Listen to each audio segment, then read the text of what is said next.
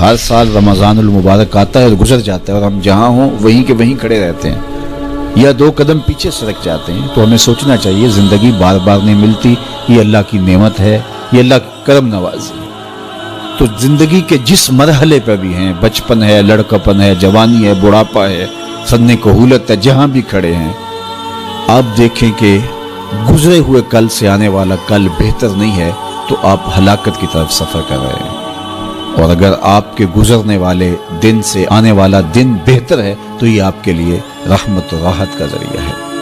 تو اس لیے میں اور آپ دیکھیں کہ ہم رمضان المبارک سے کیا یہ مطلوبہ فوائد حاصل کر سکتے ہیں، کر رہے ہیں یا نہیں.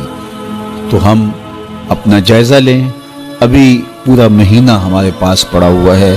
ہم عزم کریں کہ ہم اپنی زبان کو کنٹرول کریں گے، ہم بری مجلس میں نہیں بیٹھیں گے، ہم اپنی آنکھوں پر حیا کے پہرے بٹھائیں گے، اپنے خیالات کو قابو میں رکھنے کی کوشش کریں گے.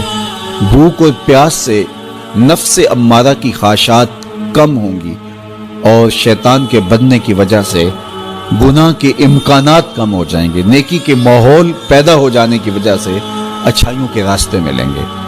تو ہم اس ماہ رمضان المبارک کو اس طرح سے گزاریں کہ ہم ایک نئی تازہ اور خوبصورت زندگی لے کے ماہ رمضان کے بعد جو ہے وہ اپنے آپ کو خیر کی راہوں پہ محسوس کریں. یہ ایک اللہ تعالیٰ نے ہمارے لیے ایسا مہینہ رکھا ہے جس میں ہم عصر نو اپنی زندگی کو مرتب کرتے ہیں. یہ ایک نیا ٹرینڈ سیٹ کرتا ہے یہ مہینہ، اور یہ ماہ مبارک ہماری زندگی کے اندر جو ہے وہ ایک نظم پیدا کرتا ہے. اس میں ہم جو ہے وہ اللہ سے، اس کے رسول سے، کتاب اللہ کے ساتھ، نیک لوگوں کے ساتھ، مسجد کے ساتھ، قرآن مجید کے ساتھ جڑ جاتے ہیں. اور اگر ہم اس کے اندر پورا خلوص اور پوری للہیت کو شامل کر کے اپنے آپ کو سنوارنے کے پورے عزم کے ساتھ اللہ سے توفیقات مانگتے رہیں گے تو پھر ہم اس سانچے سے ایک ستھرے، پاکیزہ اور خوبصورت انسان بن کے نکلیں گے. تو اس لیے ہمیں چاہیے کہ یہ مبارک مہینہ جو اللہ نے ہمیں نصیب کیا، اس مہینے کو اچھے طریقے سے ہم گزاریں. تقوی کا حصول جو اس مہینے کے روزوں کا مقصود ہے وہ ہم اپنے اندر پیدا کریں. اور ماہ سیام کا ماحول تقوی دیتا ہے، ماہ سیام کا باطنی نور تقوی دیتا ہے، ماہ سیام کے انوار تقوی دیتے ہیں. روزہ تقوی کی نشأت کا ذریعہ ہے، تقوی پیدا کرتا ہے طبع کے اندر اور ایک نئی خوبصورت زندگی کا آغاز ہوتا ہے. تو میں اپنے جملہ ناظرین سے، جملہ ناظرات سے، سامعین اور سامعات سے یہ کہوں گا کہ وہ اس مبارک مہینے کی برکتوں کو خوب لوٹیں اور پوری طرح سے اس کے انوار کو اپنے اندر جذب کریں. جو روشنیاں اور جو فضاؤں کے اندر نور بکھرا ہوا ہے اس کو اپنے اندر اتار لیں اور پوری طرح سے اپنے اندر اس کو جذب کر لیں. پورا مہینہ جب ایک پاکیزہ ماحول میں آپ رہیں گے اور شرور سے، شر سے، بری مجلسوں سے، برے جلیس سے آپ بچنے کی کوشش کریں گے تو ایک مہینہ طبع کے اندر ایک مؤثر تبدیلی لانے کے لیے کافی ہوتا ہے. اور پھر اللہ تعالیٰ نے ہمارے لیے یہ کرم نوازی کیا ہے کہ ہر عمل کا اجر 70 گنا بڑھا دیا ہے. تو گویا ہم ایک قدم اٹھاتے ہیں تو 70 قدم آگے بڑھ جاتے ہیں. تو یہ ہمارا سفر تیز کر دیا جاتا ہے اور ہم تیزی کے ساتھ چل رہے ہوتے ہیں اور ایک مہینہ گویا 70 مہینوں کے برابر ہو جاتا ہے. تو 70 مہینے مسلسل بندہ ایک نیکی کے ماحول میں رہے تو اس سانچے سے جب باہر نکلے تو پھر وہ کیسا نکھرا ہوا اور پاکیزہ انسان ہوگا. تو اس لیے ہمیں اس ایک مہینے کو پوری توجہ کے ساتھ صرف کرنا چاہیے اور اس کے ایک لمحے کی قدردانی کرنی چاہیے. تو دیکھنا پھر یہ مہینہ کس طرح زندگی کے اندر ایک نئی خوبصورت تبدیلی پیدا کرتا ہے. میں آپ سب لوگوں کے لیے دعا کرتا ہوں کہ اللہ اس ماہ مبارک کو، اس ماہ رحمت کو، ماہ نور کو میرے لیے، آپ کے لیے کرم نوازیوں اور رحمتوں کا ذریعہ بنائے. اگر لوگوں کو پتہ چل جائے کہ رمضان میں کیا ہے تو وہ آرزو کریں کہ پورا سال ہی رمضان رہے. اتنی برکتیں اور اتنی رحمتیں اللہ نے اس مبارک مہینے کے دامن میں ڈال دی ہیں. या अय्युहल्लज़ीना आमनू कुतिबा अलैकुमुस्सियाम कमा कुतिबा अलल्लज़ीना मिन क़ब्लिकुम, कि ए ईमान वालो तुम्हारे ऊपर रोज़े फ़र्ज़ किए गए हैं जिस तरह तुमसे पहलों पे फ़र्ज़ किए गए थे। क्यों फ़र्ज़ किए गए, वजह क्या है? लअल्लकुम तत्तकून, ताकि तुम मुत्तकी बन जाओ, तुम परहेजगार बन जाओ। तो रोज़े की फ़र्जियत का नतीजा तक़वे का हासिल होना है, इत्तिक़ा की दौलत का नसीब होना है।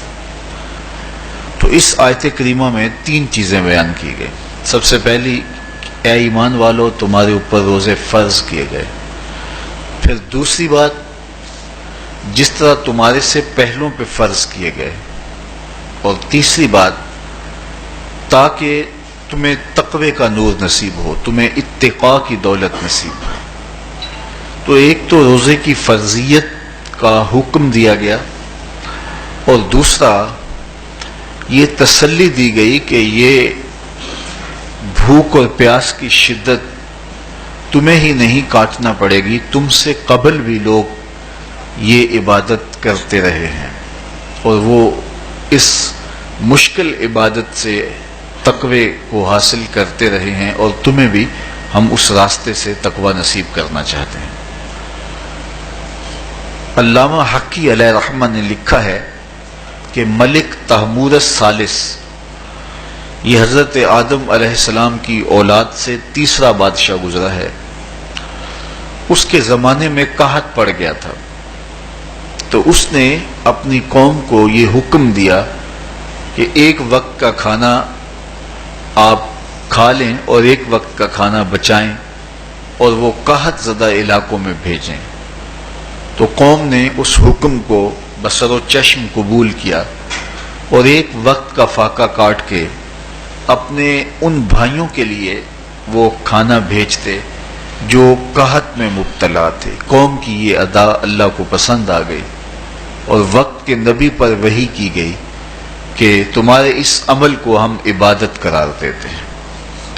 तो हज़रत आदम अलैहिस्सलाम के बाद मुत्तसिल ही ये इबादत फ़र्ज की गई, और फिर जितनी भी मिल्लतें, कौमें और उम्मतें आईं उनमें रोज़े की तहसीन की गई और रोज़े की तलकीन की गई। रोज़ा इसलिए फ़र्ज किया गया कि तुम्हें तक़वा नसीब हो जाए, इत्तिक़ा की दौलत नसीब। अब सवाल यह है, क्या तक़वा भूख और प्यास से हासिल होता है? प्यास काटने से, भूख काटने से क्या तक़वा नसीब हो जाता है? सुबह से लेकर शाम तक रोज़ा रखने की तलकीन की गई।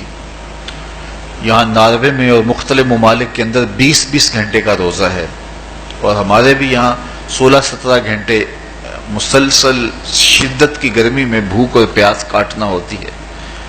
इतना तवील दौरानिया जो भूख और प्यास काटी है, इसका मकसद रिस्क बचाना नहीं है, बल्कि वयुज़ादु फ़ीहि रिज़्क़ुल मोमिन, माह सियाम में मोमिन का रिस्क बढ़ जाता है।